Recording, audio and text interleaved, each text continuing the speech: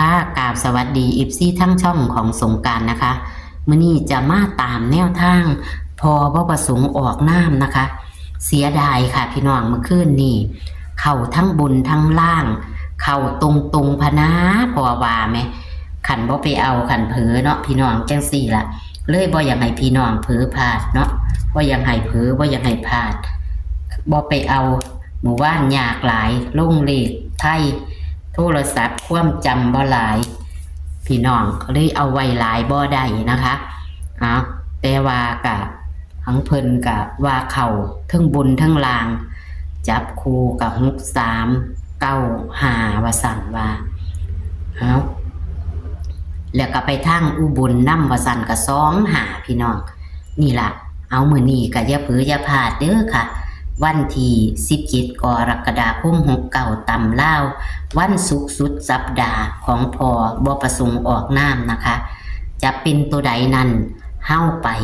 รับชมรับฟังเสียงสัมภาษณ์กันได้เลยค่ะ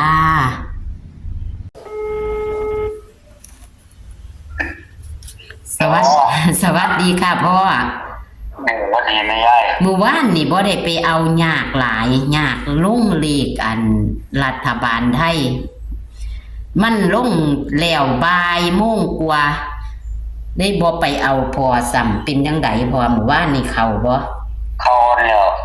นั่นคันบ่ไปเอาเป็นจังเข้าทั้งบนทั้งล่างอ่ะคิดว่าอยู่คิดว่าคันบ่ไปเอานี่3เข้าทั้ง9 5แล้ว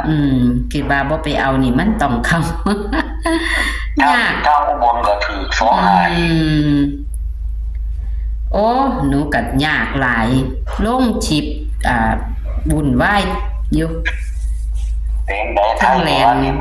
ลนไปเอาชิปโกงสุดท้ายบ่หมานค่ะบ่ได้ซื้อ14ซื้อทหารพอหมานบ่เฮ็ดนั่นน่ะเด้ตัวนี้ไหนแม่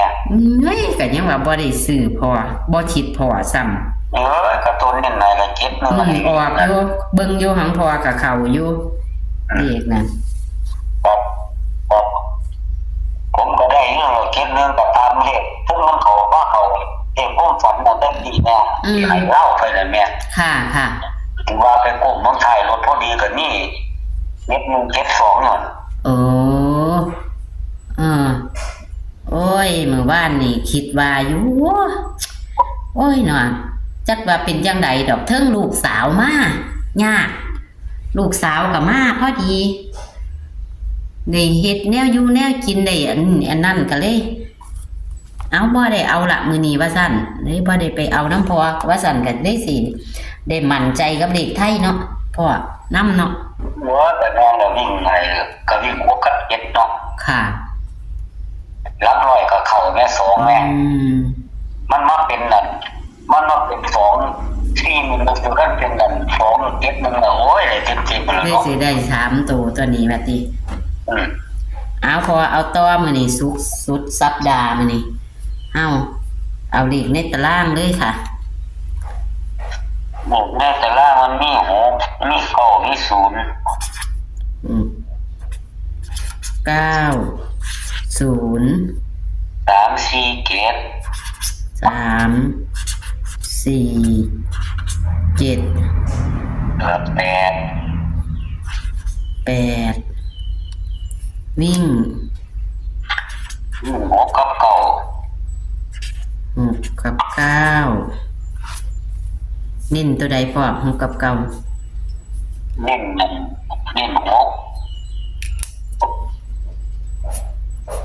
ค่ะจับคู่ค่ะจับคู่มี6 4 6 7 6 4 6 7 6 8 6 9 6 8 6 9 90 94 90 94 97 98 97 98อันนี้ครับ63 74 73แม่นบ่พ่อ73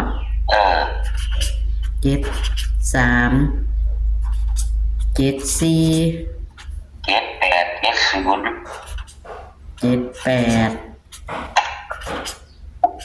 70มื้อนี้ก็ขอให้เขาอีกเนาะ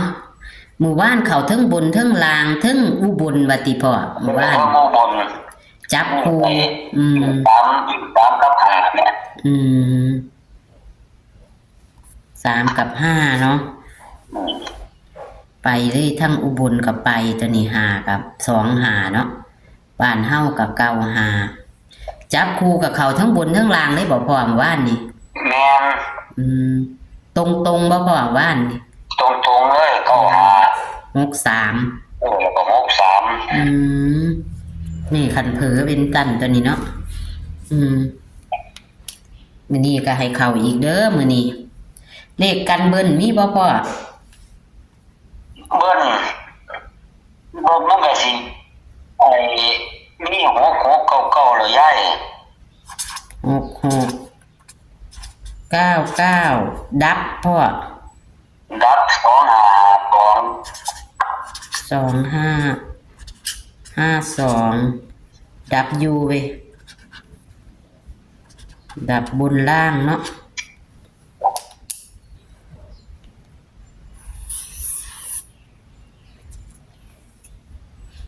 พ่อได้หลายบ่หมู่บ้านได้แน่อยู่ยายบัดนี้เน้นตัวใดพ่อเลข2 ตัวนี่2ตัวเน้นได้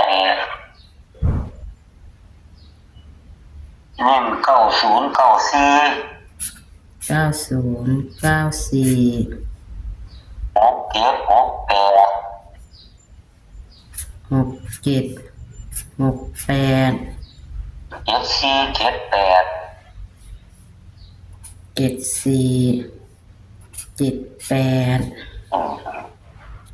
นี่6 ตัวคือเก่าค่ะอาจจะท้วนเนาะค่ะวิ่ง6 กับ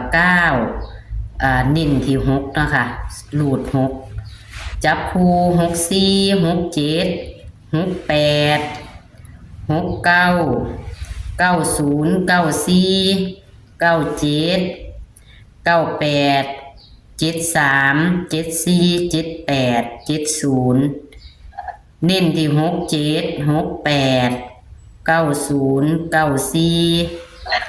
74 78เนาะค่ะครับเลขเบิ้ลก็มี66 99เลขดับก็25 52ค่ะก็สิขอบคุณพ่อเด้อที่ให้แนวทางค่ะครับผมโชคมันอีกเนาะค่ะมื้อแลงมันสิเข้าอีกบ่อีกมื้อแลงนี่ฝันบ่ล่ะพ่อบ่คือบ่ฝันแม่ยายบ่ฝันกับเขาดอกค่ะขอบคุณค่ะสวัสดีค่ะสวัสดีครับยายค่ะตัวเลขแนวทางของพอหมู่บ้านนี่ตำลาวบ่ได้ไปเอาน้ำพอเลขพอกับเขาพี่น้องเขาทั้งบุญทั้งล่างว่าสั่นพี่น้อง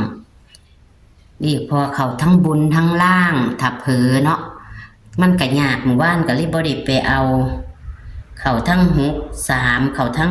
95ว่าสั่นพี่น้องกันเผลอหมู่บ้านยากหลายมื้อนี้เอาไหมพี่น้องวันศุกร์สุดสัปดาห์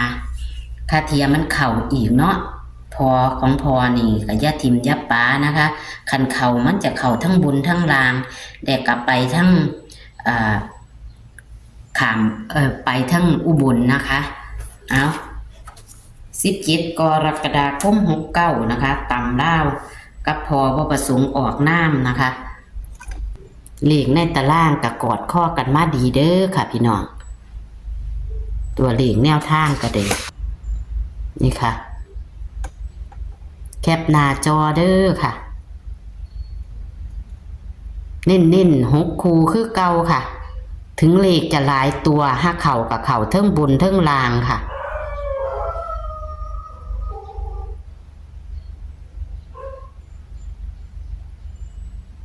676890947478คือตัวนิ่นนะคะ เลขดับเพิ่นก็อยู่ดีเด้อค่ะพี่น้องเลขดับก็อยู่ดี